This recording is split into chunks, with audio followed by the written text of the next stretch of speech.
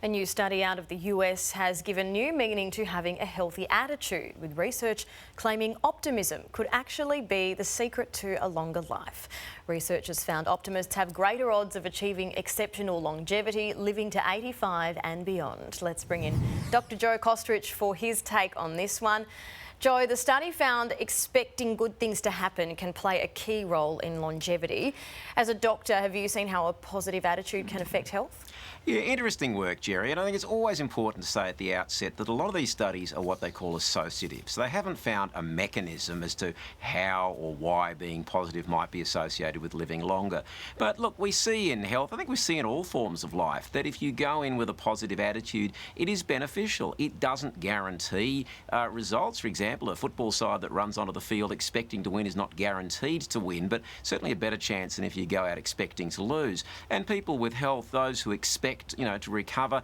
Look, a couple of things. Number one, it gives them a better frame of mind. The other thing is if you expect a good outcome, you might be more likely to do the things that lead to a good outcome. So you might follow advice, you might do things that help you get better. So, look, short answer is there is something in it. It's not a miracle cure, though.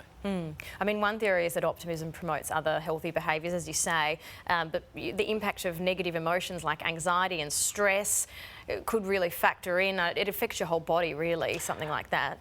Very much. And this work sort of showed that it wasn't that if people were optimistic that they didn't necessarily get stressed or might not have worries about things. It was more that they developed ways to work with them. So instead of catastrophising or looking on the dark side, they tended to see, well, what might be some solutions. And you're quite correct in what you say. We know that if people are stressed, they may have more adrenaline and cortisol in their system, and that can impact on the immune system and health. So again, it's not as simple as just saying, be positive. By the same token, working towards trying to find the best rather than the worst in life and people is something that is is beneficial to our health. We do feel better, and when we feel positive, we do tend to feel better. Interestingly, the study linked optimism to long life, even for people who drink or smoke. But I'm guessing that doesn't make it a suit of armour against bad behaviour, or does it? No. Look, there is no suit of armour. But what it does say is that health and our well-being is comprised of multiple facets. So sure, if you smoke, you shouldn't. It's not good for you. If you drink too much, the same. It's not good for you. But we do know that there are people who do all the wrong things and live to 100. There's not a lot of them.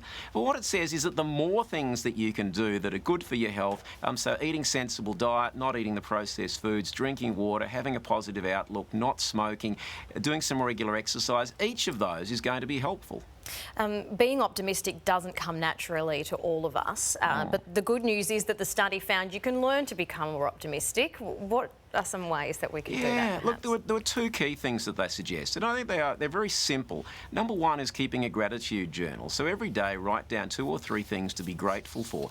For example, rather than complaining that somebody up the road makes $5 more than you, maybe think, gee, I'm lucky to be in a country where I'm making probably 90%, more than 90% of the world's population.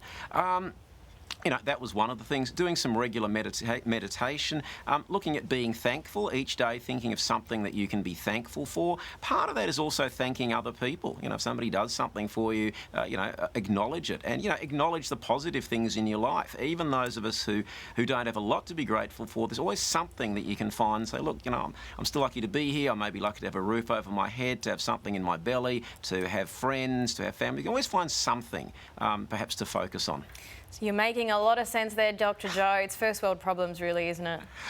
Look, it is a little bit, and certainly when we hear people grumble here, I'm not saying that people don't have problems, they do, but when you think on a global scale, we do remain very, very blessed to live in this country. We do indeed. We do indeed. It could be a lot worse. It could be indeed. Thank you, Dr. Joe. We will see you next time. Thanks, Jerry.